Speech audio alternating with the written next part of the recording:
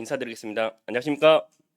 네, 제가 조금 감기가 다시 찾아와서 그래서 목소리가 조금 잠긴 것에 대해서 좀 양해 부탁드리겠습니다. 음, 오늘 사회자 형제님이 그 말씀해 주셨잖아요. 오늘이 무슨 날이라고 했죠? 네, 크리스마스 이브 날이라고 말씀을 해주셨습니다.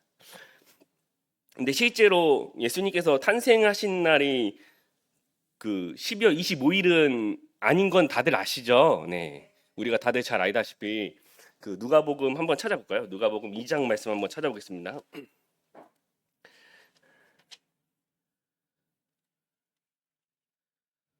누가복음 2장 5절부터 한번 읽어보도록 하겠습니다. 이게 이제 가이사라 아구스도가 영을 내려서 이제 예루살렘에 이제 모든 이제 사람들을 호적을 하려고 이제 사람들을 불러 모으거든요. 그러면서 이제 예수님의 부모님이셨던 이제 요셉과 마리아도 이제 그 베들레헴으로 와서 이제 호적을 이제 하러 올라왔는데 그때 이미 마리아가 잉태되어 있었고 그래서 이제 거기서 해산날이 차서 아들을 낳았다라고 이제 소개하고 있거든요. 한번 읽어보겠습니다. 2장 5절입니다. 그 정혼한 마리아와 함께 호적하러 올라가니 마리아가 이미 잉태되었더라. 거기 있을 때에 그때 해산한 할 날이 차서 7절입니다. 맏아들이 낳아 강포에 싸서 구유에 누였으니 이는 사관에 있는 곳이 없음이러라. 저희가 12월 25일이라고 아니라라고 확신할 수 있는 구절이 뭐냐면 그 후에 말씀 구절이 나오거든요. 8절입니다. 그 지경에 목자들이 밖에서 밤에 자기 양떼를 지키더라라고 되어 있습니다. 만약에 12월 25일이라고 한다면 지금 그 이스라엘 백성들 그 땅에도 겨울일 거거든요. 겨울이면은 그 이 양떼들을 밖에다가 이제 풀어놓고 이제 목초지에다가 풀어놓고 지키지 못하는 그 시기라고 합니다. 그래서 아마도 성경학자들이 추측하기로는 뭐 6월부터 9월 사이지 않았을까라고 이제 추측을 하게 된다는 겁니다. 근데 굳이 하나님께서 그 예수님께서 탄생하신 일을 굳이 이제 밝혀 드러내지 않으신 이유들이 있을 것이다라고 생각이 되는데 그 이유를 저희가 조금 찾아보면은 어, 출애굽기 한번 볼까요? 출애굽기 20장입니다. 20장. 우리가 다들 잘 알다시피 십계명에 이런 말씀들이 있거든요. 출애굽기 20장 한번 펴보겠습니다.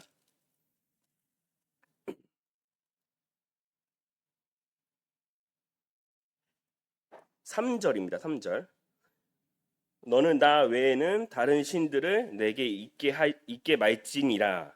너를 위하여 새긴 우상을 만들지 말고 또 위로 하늘에 있는 것이나 아래 땅에 있는 것이나 땅 아래 물 속에 있는 것이나 아무 형상들을 만들지 말며 그것들에게 절하지 말며 그것들을 섬기지 말라. 나 여호와 너희 하나님은 질투하는 하나님인즉 나를 미워하는 자는 자의 죄를 갚되 아비로부터 아들에게 3대까지 이르게 하거니와라고 되어 있습니다. 하나님께서는 모든 형상을 만들어서 이제 그것들에게 절하지 말라라고 분명히 말씀하셨거든요. 예, 나는 질투하는 하나님이다라고 이야기하셨기 때문에 만약에 예수님의 탄생일을 공언했다라고 성경에서 공언했다라고 한다면 이 세상에서 무슨 일들이 벌어졌을까요? 어, 그거를 이제 우상화를 해서 이제 별의별 이제 우상을 위해서 많은 사람들이 절을 하고 그런 사태들이 벌어지지 않았었을까라는 것들을 한번 생각을 해보게 된다라는 겁니다. 이스라엘 백성들이 출애굽을 하고 나서 어, 시내산에 도착하고 모세가 이제 40일간 시내산에 올라가서 십계명을 받고 그리고 이제 그 성막 짓는 방법과 여러 가지 율법들을 많이 받잖아요. 그러면서 이제 이스라엘 백성들이 했던 행위들이 뭐냐면 모세가 안 내려오네. 모세가 안 내려오네 하면서 했던 일이 뭐냐면 자기의 이제 금 귀걸이랑 여러 가지 금부치들을 다 모아다가 아론에게 부탁해가지고 황금 송아지를 만들거든요. 그래서 그 황금 송아지를 만들면서 하는 얘기가 뭐냐면 이것을 우리 애굽에서 이끌어낼 신이라 하라라고 이제 그렇게 명령하거든요. 이런 예들로만 봤을 때 만약에 이런 절기나 이러한 일들이 사람들 가운데 있다라고 규정을 했다라고 한다면 사람은 죄성이 강하기 때문에 이런 것들을 우상화하지 않았었을까라는 것들을 생각을 해보게 된다라는 겁니다. 그래서 이게 12월 25일로 제정된 게 그 카톨릭에서 제정을 한 거고, 그리고 이것을 아기 예수님 탄생일로 이제 그 성자 예수님에 대한 이제 그 기념하는 걸로 이제 제정을 한 거잖아요. 어쩌 보면은 이제 긍정적인 효과도 있다라고 생각이 됩니다. 어쨌든 간에 예수님께서 이 땅 가운데 태어나셨다는 사실들을 세상 사람들에게 모두 알린 거잖아요. 크리스마스면 예수님 태어난 날이라고 하기 때문에, 그래서 모든 사람들이 예수님이 태어났다는 사실이 전 세계적으로 알 수 있었다라고 하는 그 긍정적인 이런 그런 반응도 있는가 반면에 반대로는 이것을 통해서 우상화가 돼서 또 악한 영들에게 또 사용되게 되는 그런 안 좋은 사건들도 만들어질 수 있다라는 것들을 생각을 해보게 된다라는 겁니다. 어, 유다서에 보면은 그 미가엘인가요? 가브엘인가 이 천사와 이 사단이 이제 모세의 시체를 두고 이제 다투는 장면이 있거든요. 그 장면들을 보게 될 때에도 만약에 모세가 어느 날 어느 시에 죽었다, 이 장사되었다, 어디 동부대에 장사되었다 이런 것들이 이스라엘 백성들에게 알려졌다고 한다면 그 이스라엘 백성들이 또 무엇을 하겠습니까? 모세도 우상을 만들어 가지고 우리를 인도해낸 그런 인도자다라고 하면서 하나님보다 더 높이는 그러한 사건들이 일어나지 않을까라는 것들을 생각을 해보게 되거든요. 그래서 이런 것들을 봤을 때 성경에 굳이 기록되지 아니한 이유들이 있을 수 있다. 이것은 하나님께서 온전히 우리가 어떠한 존재들인 것을 알고 있기 때문에 이러한 내용들을 세부적으로 기록하지 않으시지 않았었을까라는 것들을 다시 한번 크리스마스 이브날 한번 생각을 해보게 되었습니다. 그래서 이 모든 것들을 보면서 긍정적인 이제 면도 있고 또 부정적인 면들도 있다라는 것들을 다시 한번 생각을 해보게 되었습니다. 사람은 연약하잖아요. 저도 연약해서 이제 이 감기라는 이 바이러스에 또 취약해서 이제 또 감기에 또 걸리게 되었는데 육체적으로도 연약하다는 사실들도 알고, 그리고 또 많은 것들도 제가 말씀을 준비하면서 말씀을 보면서 이제 부족하다라는 것들도 또 많이 느끼게 되는 한 주였던 것 같습니다. 제 지난주에 주일날 이제 말씀을 성경은 사실이다라고 해서 이제 주제를 가지고 교제를 했었었는데, 저희가 이제 말씀을 유튜브에다 올리잖아요. 예, 유튜브에다 올리다 보니까 저희 성도님들만 보는 것이 아니라 많은 사람들이 유튜브를 통해서 말씀을 보는데, 한 형제님께서 이제 댓글을 달으셨더라고요. 제가 이제 무의식적으로 이제 한 하나님 그 저희 다 알잖아요. 이게 삼위일체 하나님이라는 건 다 알고 있는데, 제가 이제 한 분 하나님이라고 이제 표현을 했던 그 단어가 그 형제님께서 뭐라고 작성해 주셨냐면은, 한 분 하나님은 좀 잘못된 이제 그 단어고 한 하나님이나 유일하신 하나님 이렇게 표현했으면 더 올바른 표현이겠다라는 것들을 이제 작성을 해주셨거든요. 그래서 제가 댓글로 이제 딱 제가 댓글로 이제 달았는데, 이렇게 한 단어마저 이제 정정해 주셔서 감사하다라고 이제 댓글을 달아놓긴 했는데, 이것을 보면서 이게 말씀 전할 때 정말 한 단어 한 단어라도 조심해야겠구나라는 것들을 다시 한번 생각을 해보게 되면서, 정말 말씀 준비할 때 정말 기도로 성령님의 인도함을 간구하고 바라는 마음으로 준비해야겠구나라는 것들을 다시 한번 뼈저리게 느끼는, 그리고 또 제 자신으로서 제가 연약한 존재구나라는 것들도 다시 한번 깨닫고, 이게 정말 말씀을 차근차근 잘 봐야겠구나라는 것들을 다시 한번 생각해 보게 되는 한 주였던 것 같습니다. 그래서 어 그래서 이제 사도행전을 교제할 건데요. 그래서 그 사도행전에서도 어떠한 하나님의 말씀들이 우리에게 또 주는 교훈들이 있는지 한번 살펴보고, 또 그것을 통해서 함께 좋은 교제의 시간이 되었으면 하는 바람이 있습니다. 지난주에는 사도행전 12장까지 했거든요. 12장 17절까지 나눴습니다. 한번 읽어보겠습니다. 사도행전 펴보겠습니다. 본문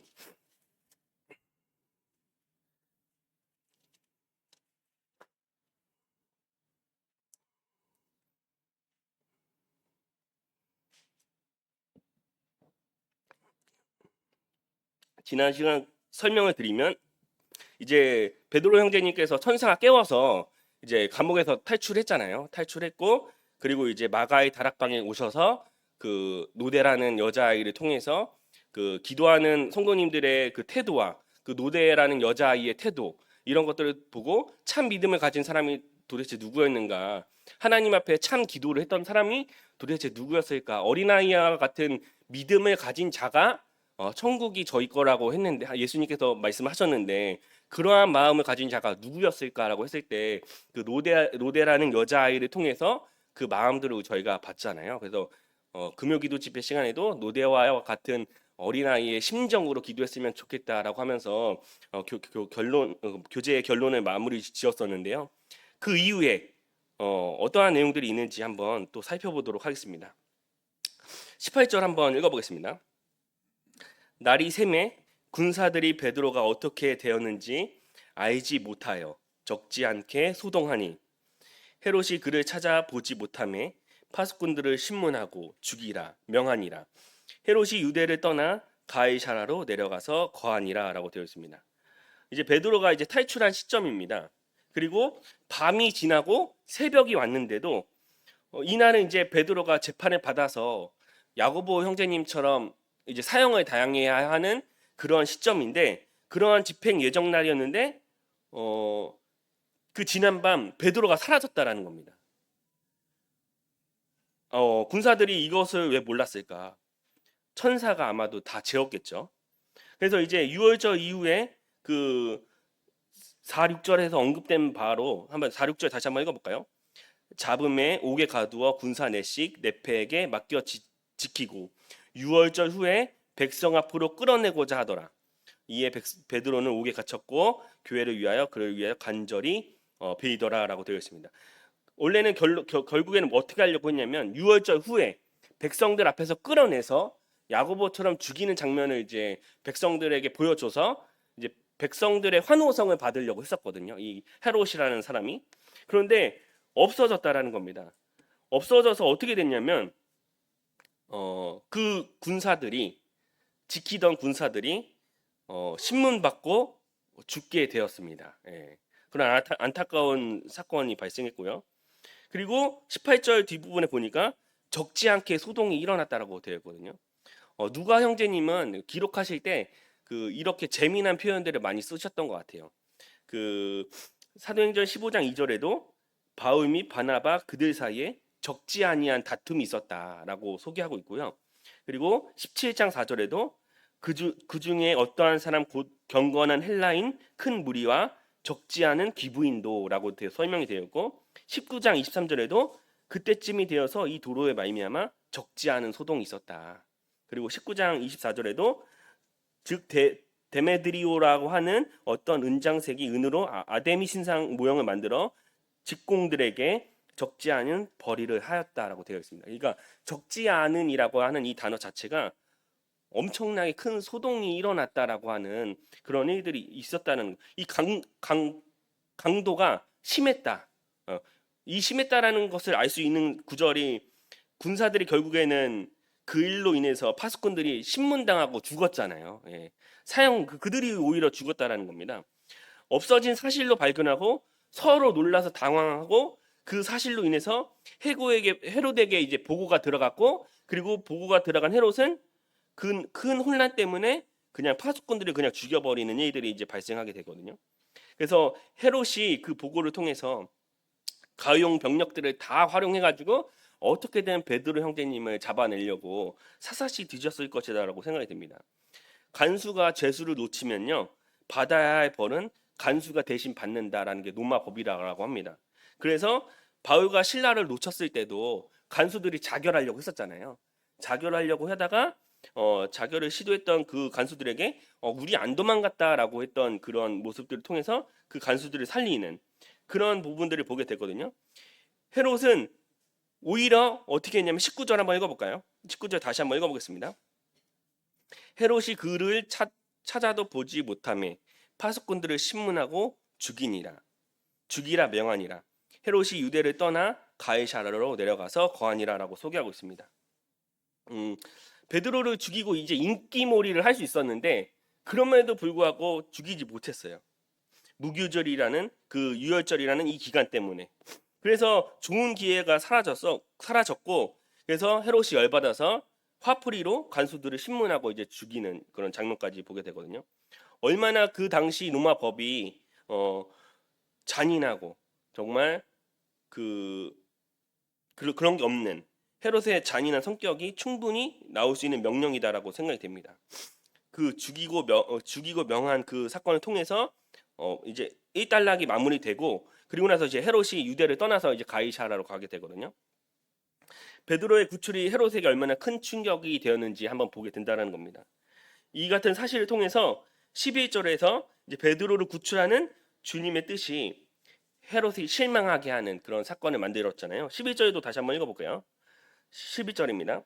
이에 베드로가 정신이 나서 가로되 내가 이제야 참으로 주께서 그의 천사를 보내어 나를 헤롯의 손과 유대의 백성의 모든 기대에서 벗어나게 하신 줄 알겠노라 하며라고 되어 있습니다. 그러니까 헤롯과 모든 유대의 사람들의 기대에서 내가 벗어나게 한 줄 내가 알았다라고 이제 베드로 형제님께서 말씀하신 것처럼 헤롯이 실망했습니다. 또 모든 유대의 사람들이 실망하게 되는 그런 모습들을 보게 되었거든요. 이미 암시되었던 게 이루어졌어요. 네, 이루어졌습니다. 그리고 이에 베드로가 정신이 들어서 이제 옥에 탈출했던 그 사건을 생각을 해보게 된다는 겁니다. 베드로가 만약에 옥에 그대로 있었다고 한다면 야고보처럼 이제 처형당해서 죽었겠죠. 헤롯이 파수꾼들을 처형시킬 정도였다고 한다면 베드로의 그 체포의 그 처분이 어떠한 중요한 목적을 위해서 잡았는지를 알 수 있었다라는 겁니다.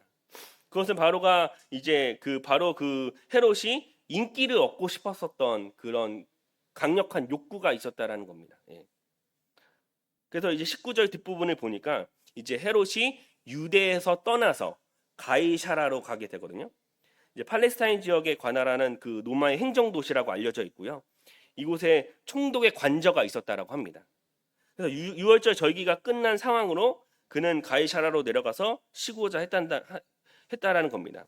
이 가이사라는 우리가 다들 잘 알다시피 그 8장 40절에 보면은 빌립이 이제 아소도로 가서 여러 성을 지나서 이제 복음을 전하고 이제 가이사라로 이르렀다라고 소개하고 있고요. 그리고 사도행전 10장 1절에도 가이사라에는 고넬료라는 이방인 사람이 있었다라고 소개하고 있다는 겁니다. 헤롯이 유대에 떠나서 자기 관저로 갔다라는 것은 유월절 기간이 끝났다는 것을 의미하고, 또한 헤롯의 기독교 박해가 사실상은 실패했다라고 소개하는 내용이 아닐까라고 생각이 됩니다. 20절도 한번 읽어보겠습니다. 20절입니다. 헤롯이 두로와 시돈 사람들을 대단히 노여워하나 저희 지방이 왕국에서 나는 양식을 쓰는 고로 일심으로 그에게 나와 왕의 침소 맡은 신하 블라스도를 친하여 화목하기를 청한지라라고 되어 있습니다. 여기서 이제 헤롯의 그 죽음에 대한 기사를 누가 형제님이 기록을 하거든요. 간략하게 역사적인 상황을 설명하는데, 이제 누가의 기록은 20절 내용에 그 역사가 요세푸스의 자료를 빌어서 조금 더 설명을 드리면, BC 20년경 로마 제국에 편입된 이 두로와 시돈이라는 지역이 있었다고 합니다. 그래서 가이사라 서쪽에 약 40km 지점의 지중해 연안의 항구 도시였고요. 그 도시에서는 두로와 시돈은 양식이 상당 부분을 유대와 갈릴리 지방으로부터 수입을 했었다고 합니다. 그래서 이제 두로와 시돈의 관계는 상당히 껄끄러웠다라고 해요. 왜 그러냐면은 헤롯에게 와야 되는 그런 곡물들과 양식들이 다 두로와 시돈 지방에 가서 거기서 무역을 하고, 항구 도시였기 때문에 무역을 하고 그런 것에서 수입하고 썼었거든요. 그래서 상당히 관계가 껄끄러웠다라고 소개하고 있습니다. 그래서 헤롯이 유대로부터 두로와 시돈으로 향하는 곡물을 수출을 금지시켜서 더 껄끄러워져 있는 상황이었다고 합니다. 그래서 식량을 무기로 사용한 것이고, 두로와 시돈은 양식을 위해서 이제 헤롯과 회찬을 해야 돼요.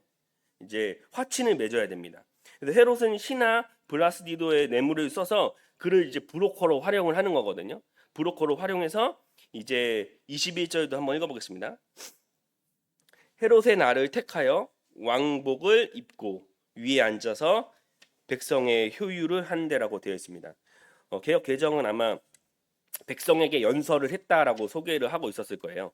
그래서 로마 황제 글라우디오의 생일을 축하하는 운동 경기가 가이사라에서 이제 개최될 예정이었고, 그것을 통해서 두로와 시돈 그 브로커였던 이 블라스드가 그날 헤롯과 화해하는 날로 일정을 잡았고, 그날이 되었고, 헤롯이 이제 백성들 앞에서 연설하는 게 이제 당연한 그러한 상황 가운데 있는데, 축사를 위해서 이제 그 화려한 그 경기장에서 축사를 위해서 헤롯이 이제 단상에 올라왔을 때, 이제 헤롯이 이제 그 전체의 그 은을 입고 최고급 직물로 짠 근사한 옷을 입고 있었을 것인데, 그날 이제 햇살에서 옷과 왕관이 반짝거렸을 거고, 두로와 시돈의 많은 사람들도 와서 저 자세를 취하고 있었고, 그리고 당당하고 큰 목소리로 연설을 했을 것이다라고 생각이 된다는 겁니다. 그래서 헤롯의 신하들 두로와 시돈에서 온 사람들 앞에서 헤롯에게 아부의 말을 쏟아냈을 것이고, 이 소리는 사람의 소리가 아니다. 신의 목소리다. 신이다. 헤롯 만만세를 외쳤을 거라고 생각이 됩니다. 교만한 헤롯이 이것을 즐겼을 거예요. 그리고 자기에게 주어지는 찬사를 자기가 당연히 받아야 되는 걸로 마땅히 여길 줄 아는 사람이었다라고 생각이 됩니다. 왜 그러냐면 이 사람은 유대에서 베드로를 잡아서 유대 사람들에게, 그런 바리새인들과 그런 유대 정치인들 그리고 종교인들에게 베드로를 잡아서 죽임으로 인해서 인기몰이를 하려고 했었거든요. 그러한 그 성향을 갖고 있었던 사람이었기 때문에 이 두로와 시돈에서도 동일하게 자기가 이 화려한 찬사들을 받는 것에 대해서 당연하게 여길 줄 아는 이렇게 사람이었다라는 겁니다. 근데 어떻게 됐습니까? 예, 한번 읽어볼까요? 22절, 23절 한번 읽어보겠습니다. 백성이 크게 부르되 이것은 신의 소리요라고 얼마나 찬사를 했는지 신의 소리라고 이제 이야기하는 모습이 보이죠. 사람의 소리가 아니다라고 다 찬사를 외치고 있었다는 겁니다. 23절입니다. 헤롯이 영광을 하나님께 돌리지 아니하는 고로 주의 사자가 곧 친히 충이 먹어 죽으니라라고 되어 있습니다. 다니엘서에 나오는 그 바벨론의 느부갓네살 왕과 모습이 비슷하다고 생각이 됩니다. 한번 찾아볼까요? 다니엘서 한번 찾아보겠습니다. 4장 28절. 다니엘서 4장 28절입니다. 음,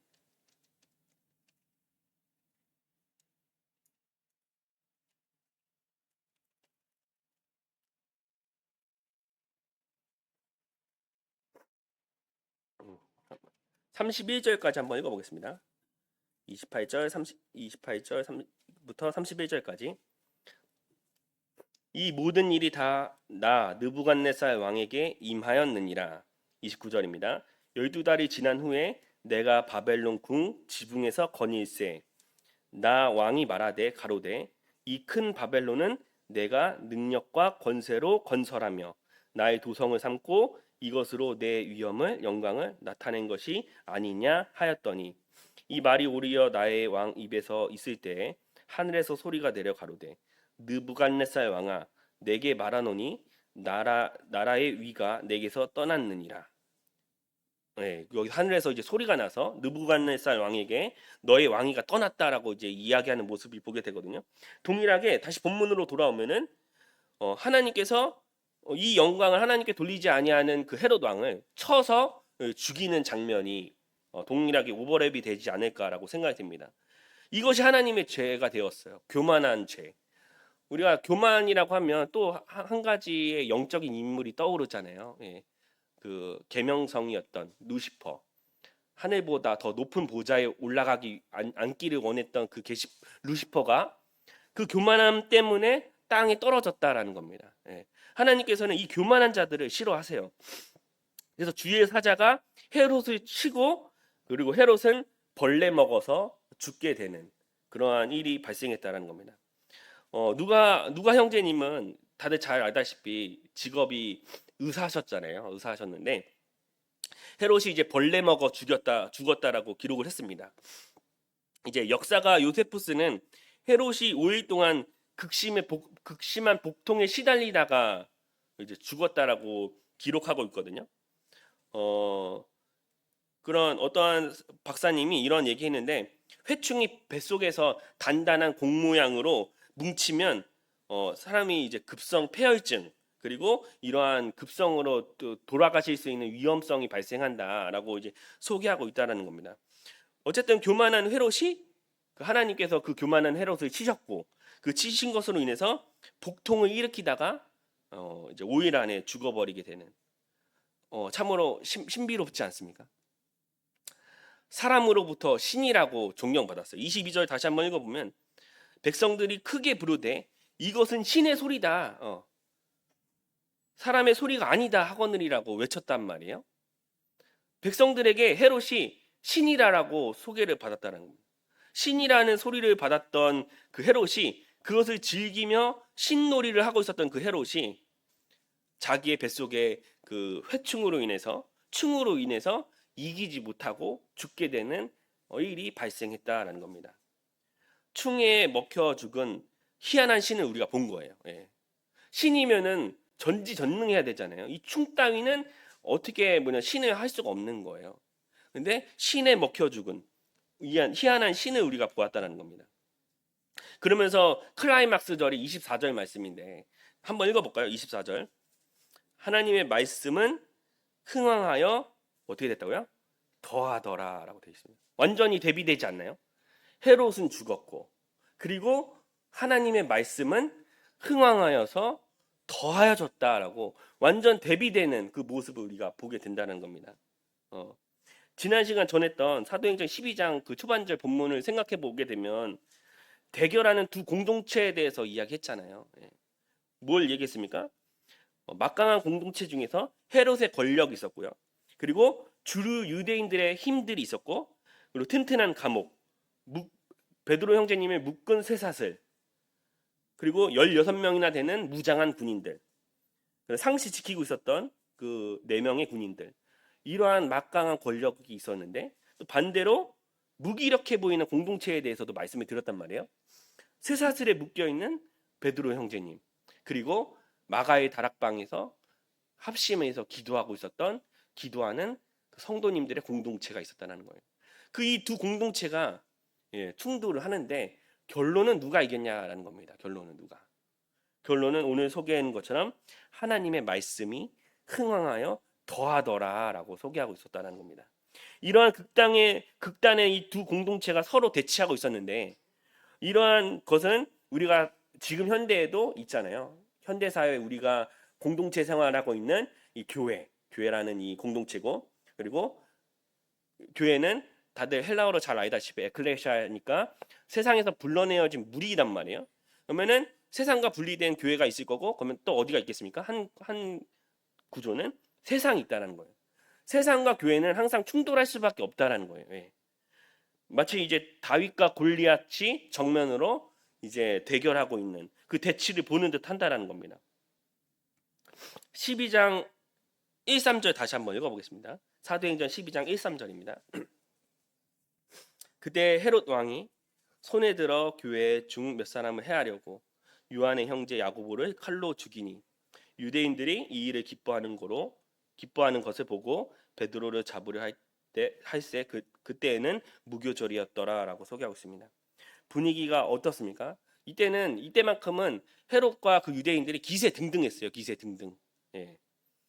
그리고 헤롯이 나오고 헤롯에게 박수치며 아부하던 그 유대인들이 이제 헤롯과 유대인들이 힘을 합해서 기독교를 탄압하고 있었을 때 사도 야고보 형제님은 죽고요. 사도 베드로 형제님도 옥에 잡혀 들어갔다는 겁니다.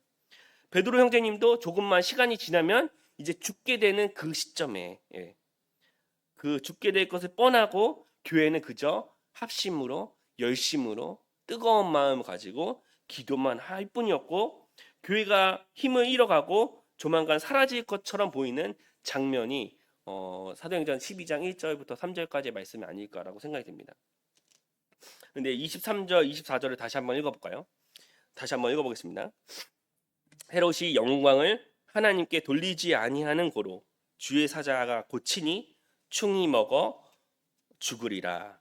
하나님의 말씀이 흥하여 더하더라라고 되어 있습니다.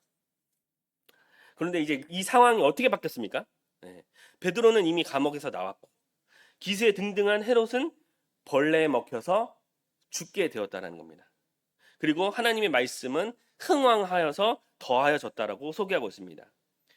절대적인 것처럼 보였던 인간의 계획들을 다 뒤엎으시고요. 그리고 하나님의 뜻과 계획을 이루시는 하나님의 능력을 보여주셨습니다. 예. 합심된 그런 성도의 기도를 들으시는 하나님도 우리는 하나님을 볼 수 있다라고 생각이 됩니다. 오늘 말씀을 한번 정리를 해보도록 하겠습니다. 오늘 본문에서 헤롯의 교만과 그리고 교만의 결과에 대해서 우리는 어떻게 되는지 확인을 하게 되었습니다. 그렇다면 비슷한 상황이 있었던 사도들은 어떻게 했는지 말씀 몇 곳을 한번 확인해 보도록 하겠습니다. 사도행전 3장 12절입니다. 사도행전 3장 12절.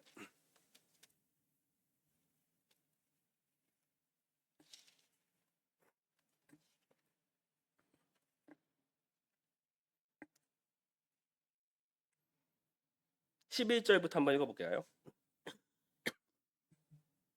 나은 사람이 베드로와 요한을 불러 잡으니 모든 백성이 크게 놀라며 달려 나아가 솔로몬 행각에서 칭하는 행각에 모이거늘 베드로가 이것을 보고 백성들에게 말하되 이스라엘 사람들아 이 일을 왜 기이 여기느냐 우리는 개인의 권능과 경건으로 이 사람을 걷게 한 것처럼 왜 우리를 주목하는가. 13절입니다. 아브라함과 이삭과 야곱의 하나님 곧 우리 조상의 하나님이 그 종 예수를 영화롭게 하셨느니라. 너희가 저를 넘겨주고 빌라도가 놓아주기를 결한한 것처럼 너희를 그 앞에 부인하였을 때 너희가 거룩하고 의로운 자를 부인하고도 도리어 살인한 사람을 놓아주기를 구하여 생명의 주를 죽였도다. 그러나 하나님이 죽은 자 가운데서 살리시니 우리가 이 일의 증인이로다라고 소개하고 있습니다. 예. 왜 우리를 주목하냐라고 소개하고 있거든요. 베드로에 의해서 걷지 못했던 사람이 이제 막 뛰어다니기 시작합니다. 그래서 사람들이 베드로와 요한을 마치 신인 것처럼 보게 되거든요. 근데 이 모든 영광을요, 베드로 형제님은 하나님의 영광이다. 우리는 개인의 권능과 능력을 한 게 아니다. 하나님의 능력을 한 거다라고 이제 소개하고 있다는 겁니다. 사도행전 10장도 한번 볼까요? 10장 26절도 한번 읽어보겠습니다.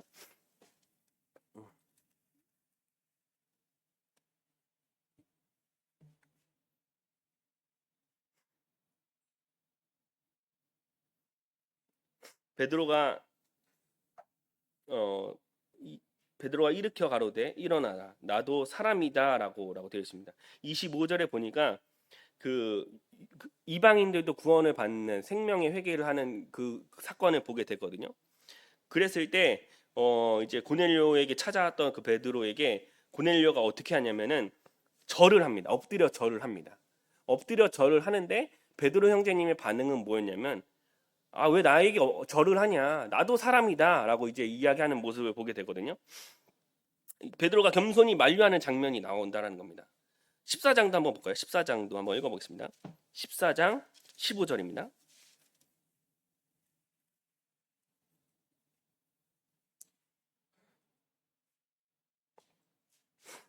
가로되 여러분들이여 어찌하여 이러한 일을 하느냐? 우리도 너희와 같은 성정을 가진 사람이라. 너희에게 복음을 전하는 것은 이 헛된 일을 버리고 천지와 바다의 그 가운데 만유를 지으시고 살아계신 하나님께로 돌아오라 함이니라라고 되어 있습니다. 여기서도 그 나면서부터 걷지 못하던 그 사람을 바울을 통해서 이제 걷게 됐거든요. 그러면서 그것을 보는 사람들이 바울을 또 신으로 여기는 거예요. 신으로 여겨요. 근데 바울이 또 여기서 제지를 합니다. 아니다. 바울이 기겁하고 나무라고 이 모든 영광은 창조주, 영광이 하나님께 이제 돌리는 장면이 있다라는 겁니다. 세상의 사람이었던 헤롯은요, 이 영광을 자기에게 돌렸다라고 한다면, 사도들은 어떻게 돌렸는지 확실히 다른 모습을 보게 된다는 겁니다. 우리에게 일어난 일들은 다 하나님의 영광이었다. 이것이 사도의 마음이었다고 한다면, 우리 성도들의 마음이라고 한다면, 세상 사람들은 나의 영광, 나의 힘, 나의 능력이었다라고 이제 이야기하는 모습들을 보게 된다는 겁니다. 말씀 한 것만 더 보고 마무리를 짓도록 하겠습니다. 잠언 16장입니다. 잠언 16장.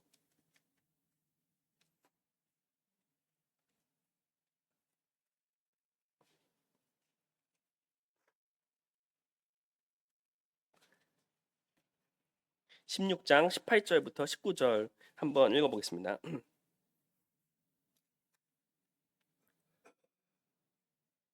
교만은 패망의 선봉이요 거만은 마음을 넘어짐의 앞잡이니라. 겸손한 자와 함께하여 마음을 낮추는 것이 교만한 자와 함께하여 탈취물을 나누는 것보다 나으니라라고 되어 있습니다.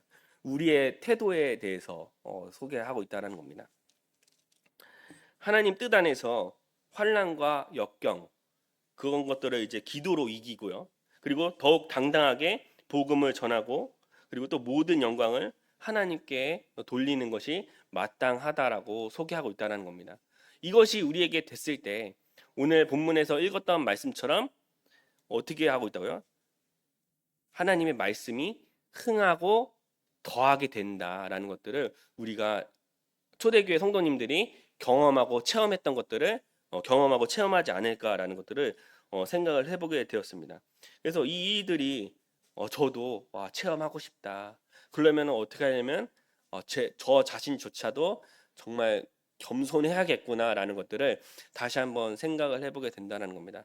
세상은 자기의 힘, 자기의 능력, 자기의 그 모든 것들을 주장하지만 자기의 PR 시대라고 하잖아요. 자기를 드러나라고 하지만 우리 그리스도인들은 우리 성도들은 어, 하나님의 영광을 드러내는 사람들로서 지내야 되지 않을까라는 것들을 오늘 말씀을 통해서 한번 새롭게 또 다시 한번 깨닫게 되는 그러한 시간이었던 것 같습니다. 그래서 저뿐만이 아니라 여기 계신 모든 성도님들이 하나님 앞에서 하나님께 영광을 돌리는 그런 귀한 성도님들이 되셨으면 하는 바람이 있습니다. 다음에 또 시간이 되면 사도행전 13장 한번 또 교제 한번 나눠보도록 하겠습니다. 네, 감사합니다.